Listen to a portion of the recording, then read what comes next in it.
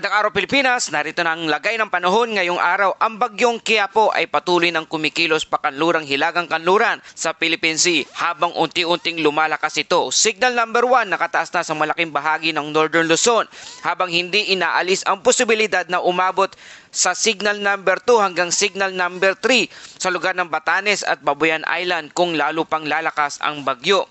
Talakayin natin ang kasalukuyang lokasyon ng bagyo, lakas at inaasahang tatahaking landas nito o track sa mga lugar na maaring maapektuhan ngayong araw at sa mga susunod na araw. Mga kababayan, ang sentro ng bagyong Qiapo ay namataan sa layong 950 km silangan ng Central Luzon, Northeast. Taglay nito ang maximum sustained wind na 45 km kada oras at may pagbugsong hangin na umaabot na sa 55 km bawat oras habang ang central pressure nito ay nasa 1,002 hectopascal.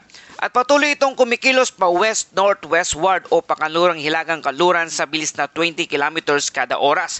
Malawak pa rin ang sirkulasyon ng bagyo na kung saan ang malalakas na hangin ay umaabot hanggang 400 km mula sa sentro nito. Mga kababayan, bagamat isa pa lamang itong tropical depression, napapansin na ng mga weather models na nananatili ito sa mainit na karagatan ng Philippine Sea kung saan mataas ang sea surface at temperature na nagsisilbing pangunahing pinagkukunan ng enerhiya ng bagyo. Bukod dito, nananatili ring sapat ang moisture supply at nananatiling favorable ang atmospheric environment kaya inaasahang unti-unti pang itong lalakas habang papalapit sa hilagang Luzon. Batay sa forecast ng Pag-asa, may mataas na posibilidad na maging isang tropical storm ang bagyong Qiapo sa loob lamang ng 24 oras at habang nasa silangan ng bansa at habang tumatawid ito malapit sa Babuyan Island at Batanes, maaari pa itong lalakas bilang isang severe tropical storm bago tuluyang lumabas ng ating Philippine Area of Responsibility. Mga kababayan, dahil sa patuloy na paglapit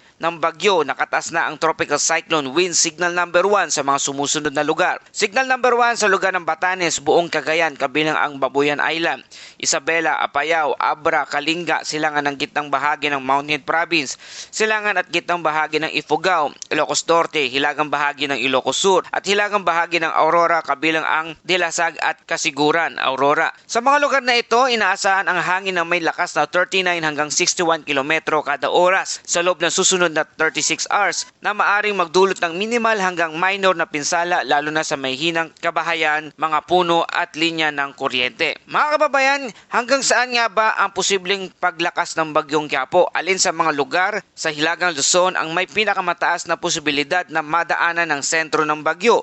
At paano palalakasin ang habagat na magdadala ng malawakang pag-ulan sa iba't ibang bahagi ng ating bansa? Ayon sa track and intensity ng bagyo, inaasahan na tatahakin ng bagyong Qiapo ang posibleng maging lakas nito sa mga susunod na oras at araw. Kikilos ito pakanlurang hilagang kanluran o west-northwestward hanggang sa Sabado, July 25. Habang nananatili sa Philippine Sea, habang papalibit ito sa hilagang Luzon, inaasahang tutungo ang bagyo sa Luzon Strait bago tuluyang lumiko pa hilagang kanluran o northwestward patungo sa southern China. Kung mananatili ang kasalukuyang direksyon ng bagyo sa darating na Biyernes ng umaga hanggang hapon, maaring dumaan ang sentro ng bagyong Qiapo malapit sa hilagang silangang bahagi ng mainland Cagayan. Sa Biyernes ng hapon hanggang gabi, may posibilidad na dumaan ng napakalapit o maglandfall sa paligid ng Babuyan Island.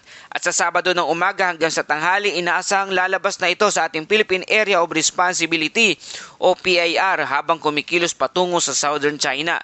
Mahalaga tandaan na hindi lamang ang mismong sentro ng bagyo ang dapat bantayan.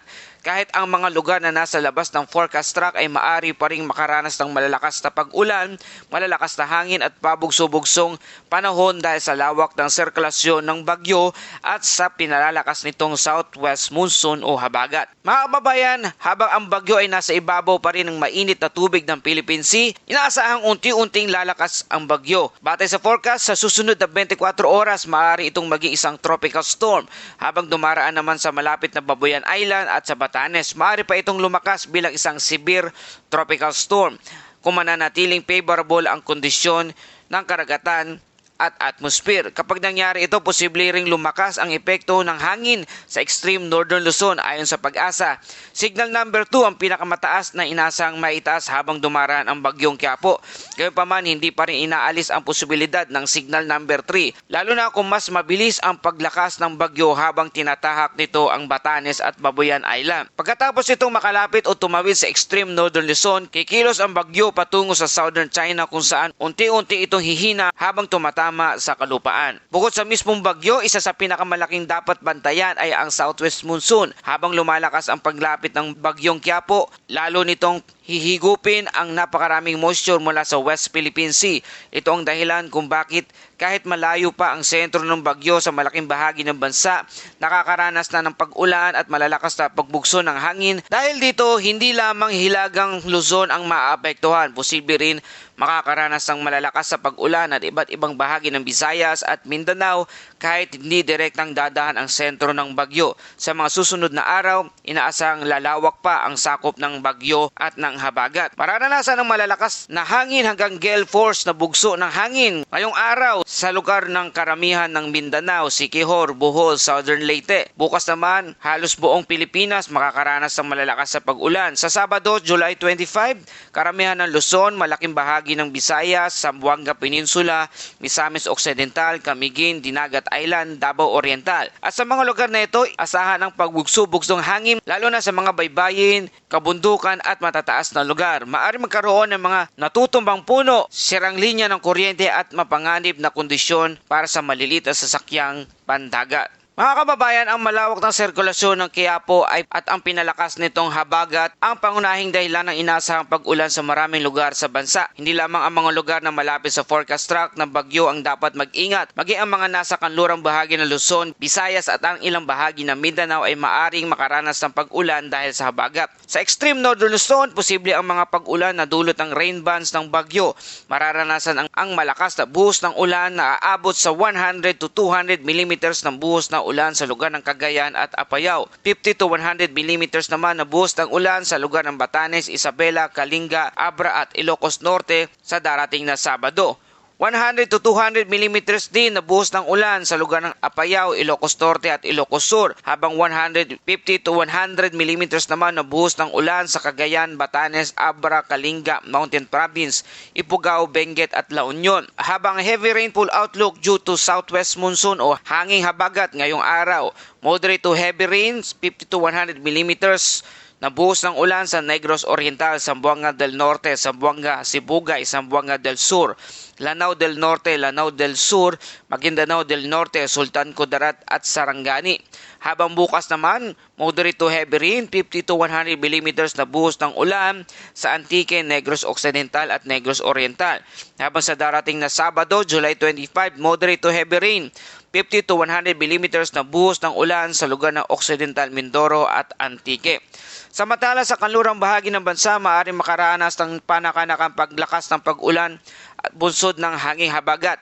Sa mga mababang lugar, posible ang pagbaha habang sa mga kabundukan at matatarik na lugar ay may panganib ng pagguho ng lupa, lalo na kung patuloy ang sunod-sunod na pag-ulan sa mga lugar na yan. Kung kayo ay nakatira sa flood-prone area, landslide-prone areas, mabuting ihanda na ang mga emergency kit at patuloy na subaybayan ang mga opisyal na babala ng inyong lokal na pamahalaan. Isa rin sa pinakamahalagang babala ngayong araw ay ang kondisyon ng ating karagatan sa mga baybayin ng extreme northern Luzon habang lalo pang lumalapit ang bagyong Quiapo. Inasahan ang taas ng alon hanggang 3 metro ang taas sa silangang baybayin ng Davao Oriental, hanggang 2.5 metrong taas naman na alon sa silangang baybayin ng Surigao del Sur, hanggang aabot naman sa 2 metrong taas ng alon sa silangan ng baybayin ng Batanes, Cagayan, Isabela, Eastern Samar, Dinagat Island, kanlurang baybayin ng Maguindanao, Sultan Kudarat, Sarangani at Davao Occidental. Sa mga lugar na ito, pinapayuhan ng mga mangingisda at operator na maliit na bangka na maging maingat at kung maaari ay ipagpaliban muna ang paglalayag, lalo na kung masama ang lagay ng panahon sa inyong lugar. At iba pang baybayin ng bansa ay inaasahang magkakaroon ng alon na mas mababa sa 2 metro. Subalit maaari pa ring lumakas depende sa magiging galaw ng bagyo at epekto ng habagat. Mga kababayan, kung susuriin natin ang kasalukuyang sitwasyon, makikita na unti-unting lumalakas ang organisasyon ng bagyong Qiapo. Habang nasa mainit na karagatan ng Philippine Sea, patuloy itong kumikilos sa direksyon ng west-northwestward. Isang senyalis na sinusunod nito ang steering flow ng subtropical ridge sa hilagang bahagi ng Pasipiko. Habang papalapit sa Luzon Strait, maaari pa itong makakuha ng karagdagang lakas bago makarating sa paligid ng Babuyan Island. Katapos ito, inaasahang unti-unti itong liliko pahilagang kanlurang patungo sa southern China, kung saan magsisimula ang paghina nito dahil sa pagdaan sa kalupaan at hindi magandang kondisyon ng atmosphere. Gayunpaman, kahit humina na ang mismong bagyo sa mga susunod na araw, maaring manatiling aktibo ang hangin habagat at patuloy ang pagdadala nito ng mga malalakas sa pag-ulan sa kanlurang bahagi ng Pilipinas. Kaya kahit lumalayo na ang bagyong Qiapo, hindi pa rin agad mawawala ang posibilidad ng mga pag-ulan at pagbugso ng hangin sa iba't ibang bahagi ng ating bansa. At para sa ating Bible verse of the day mula sa Psalms 46 verse 1, God is our refuge and strength, an ever-present help in trouble. Sa gitna ng mga bagyo at pagsubok ng buhay, paalala sa atin ng salita ng Diyos na siya ang ating kanlungan at lakas. Habang naghahanda tayo laban sa anumang panganib, huwag nating kalimutang ilagak ang ating pagtitiwala sa Panginoon sapagkat siya ang laging handang umalalay sa atin anuman sitwasyon ng ating buhay. At yan po ating update sa panahon ngayong araw na ito. Kung nakatulong sa inyo ang balitang ito, please like, share, and subscribe. Salamat sa iyong suporta. Ito ang Pilipinas Weather ngayon na lagi nagpapaalala, pag-ihanda, magiligtas, pag-alerto, ingat tayong lahat.